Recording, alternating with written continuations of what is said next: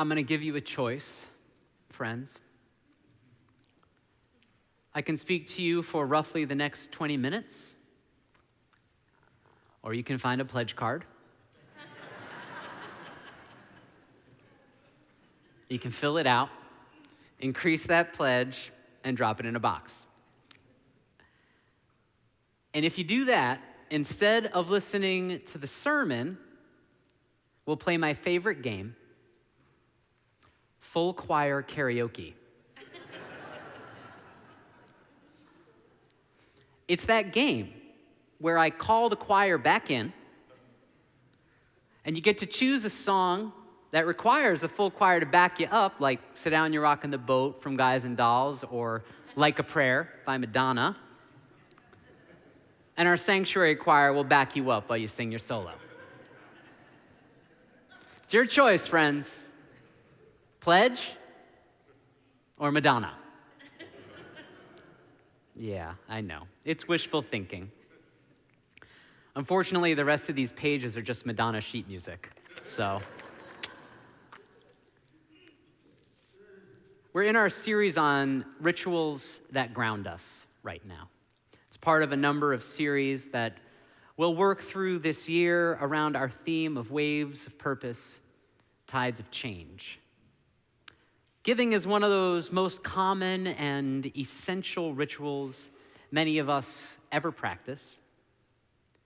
Before I go any further, though, let me say to you, you are enough. I love you, and nothing will ever change that. I say that to you because I have a practice before I have a conversation that might strike a sensitive chord with someone to assure them, you're enough, and I love you no matter what. All right? Okay. Now give me your money. No. I remember my first Sermon on the Mount.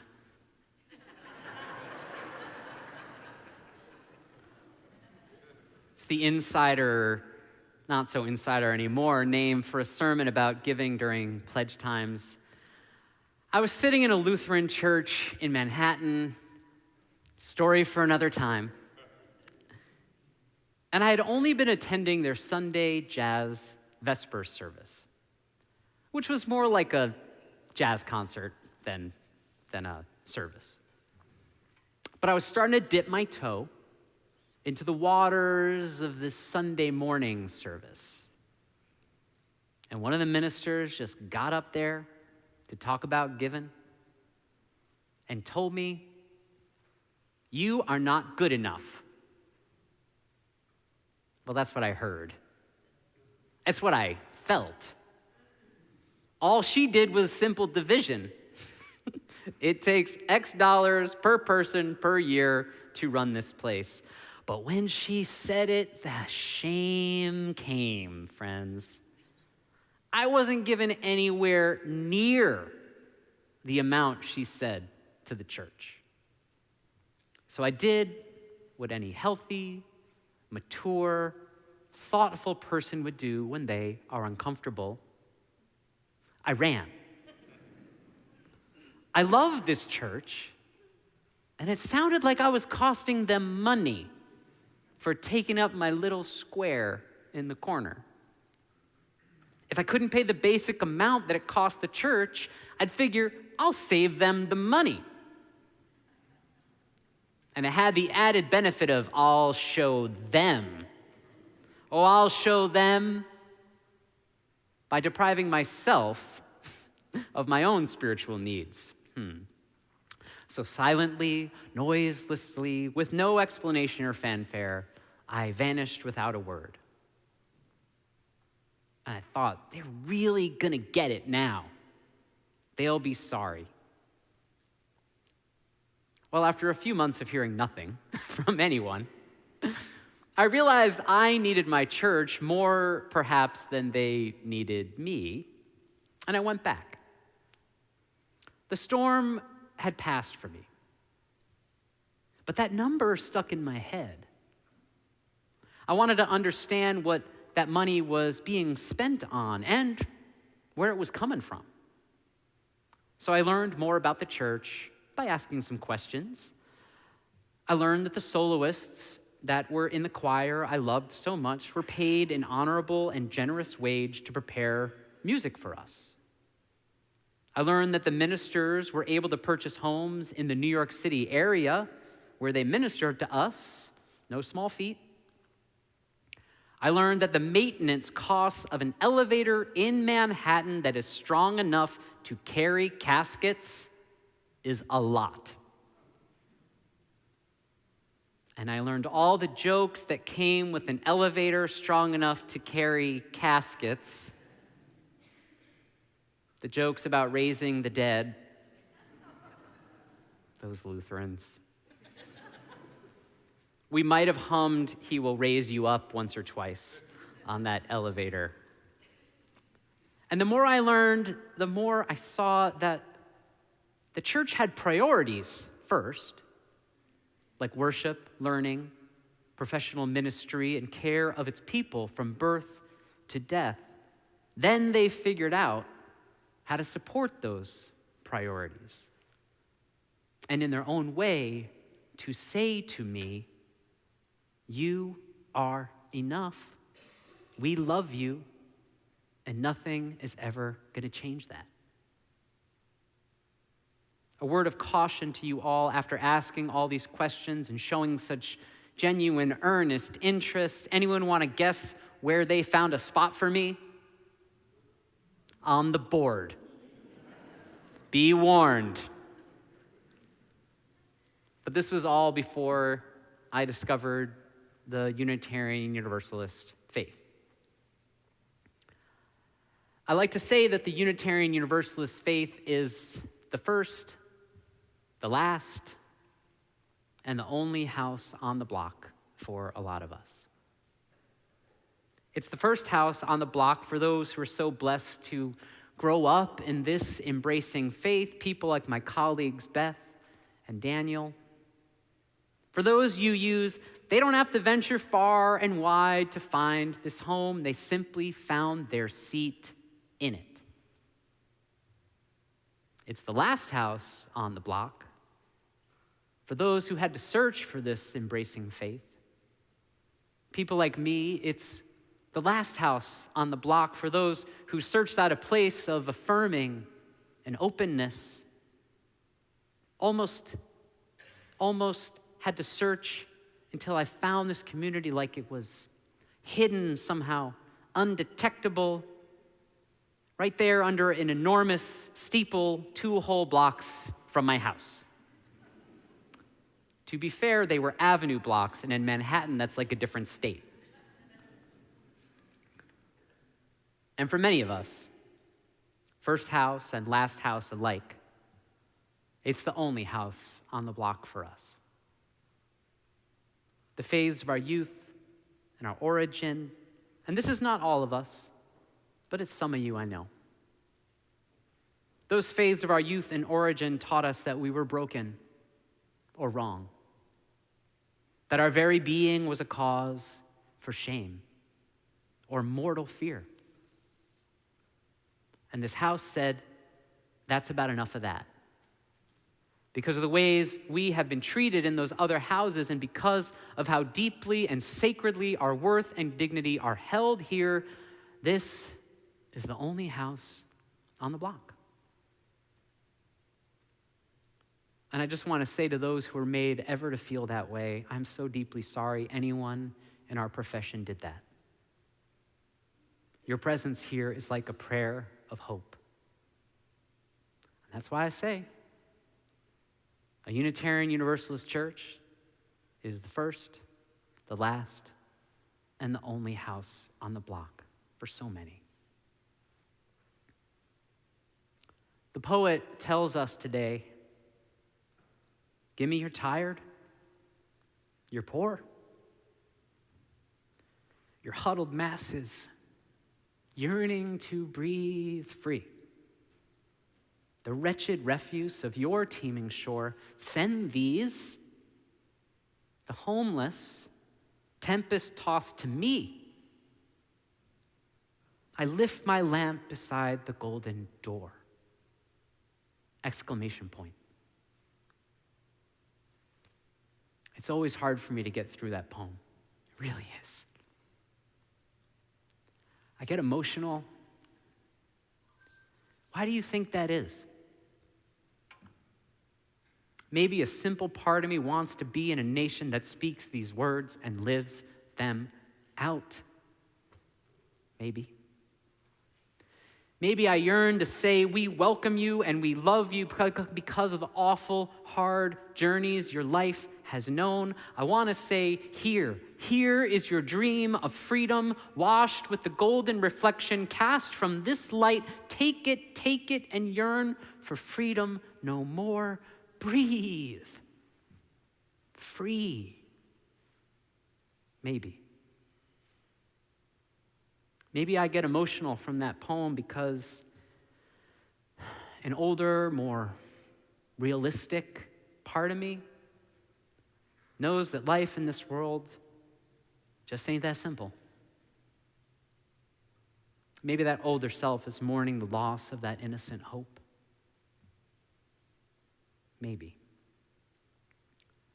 But I think I get emotional when I read that poem because I've been tossed by tempests. Churning seas of longing and loss have tilted me because I've been tired, because I've been poor, because I have yearned to breathe free. And all that time, I never knew the lamp at the golden door was for me a glowing chalice, held aloft not in a harbor by a statue of cold copper, but by a faith, by a people, by every single one of you. These words by Emma Lazarus are etched into the Statue of Liberty, etched into the sight that has beckoned and greeted millions to these shores. Has anyone been there in the harbor and approached it? Yeah, a lot of people. More than went to the Underground Railroad Museum. Note that. It's kind of wild, right? Not a lot of harbor sculpture going up these days. It's a different time. She is out there, alone.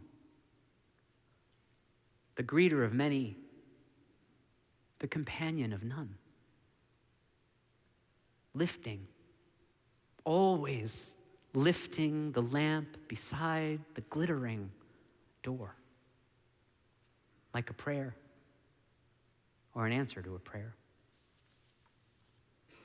Maybe a prayer prayed by my great-grandmother in that very harbor, who was welcomed by the new Colossus before I was even a glimmer of a thought in smiling Irish eyes. In this last week, watching and learning and aching and crying, I've asked why so many times. I've asked how so often. I've asked, are you there? Are you seeing this? Friends and loved ones in tears, in fear. One friend told me her youngest child asked her about possibly changing their last name to be less identifiable. For so many, so long, it's been a waking nightmare. You've heard the church response: hatred and vengeance begets more hatred, more vengeance. But the question comes, what's my response? What do people of faith do? In these times, I've often drawn to the words of the Dalai Lama, who says his religion is not Buddhism. His religion is kindness. Naomi Shihab Nye tells us, before you know kindness as the deepest thing inside, you must know sorrow as the other deepest thing. You must wake up with sorrow. You must speak to it till your voice catches the thread of all sorrows, and you see the size of the cloth. Then it is only kindness that makes sense anymore.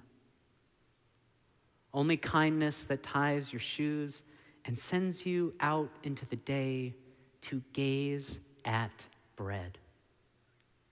Only kindness that raises its head from the crowd of the world to say, "It is I you have been looking for," and then goes with you everywhere like a shadow or a friend.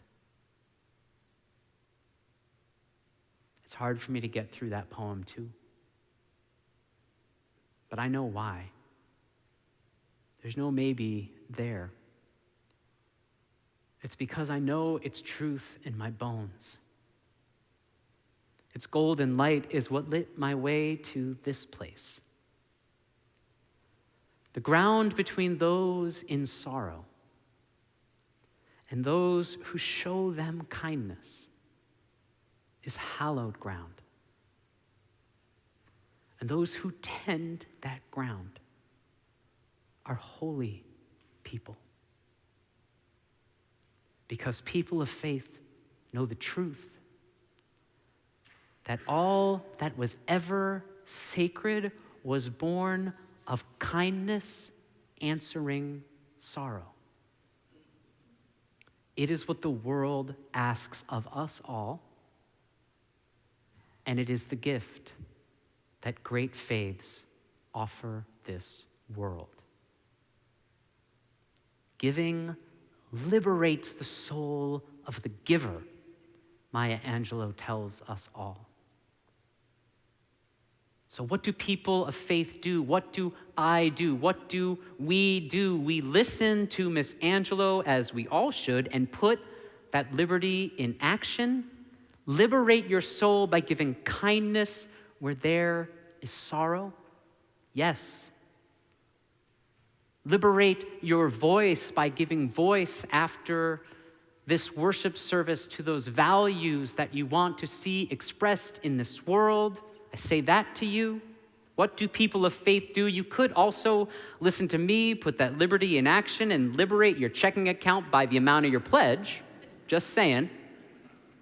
We can't all be Maya Angelou. But we can all join the chorus of voices that cry out for freedom. We can accompany one another's sorrows with the gifts of kindness and not judgment. And in this way, we can assure that institutions who make it their mission to speak the truth, no matter what the cost, will not perish from this earth, because they are getting rarer and rarer, friends. More rare and more rare are the halls that echo with the unchained heart, with the untethered soul, where liberty leads and does not follow. More rare and more rare are the grounds where kindness meets our sorrow and sacred trust is born. More rare and more rare are the days, are the ways we each have left to be sure these sacred places shall live on and on. This house, this idea, this liberty, these people, may they live long, like a message to those tossed and blown, like a promise to those who can just glimpse the gleaming door, like a prayer to you, to me, and all those yearning to breathe free. Kindness says, "It is I you have been looking for. Go with me everywhere, like a shadow or a friend." May it ever be so. Blessed be, and amen.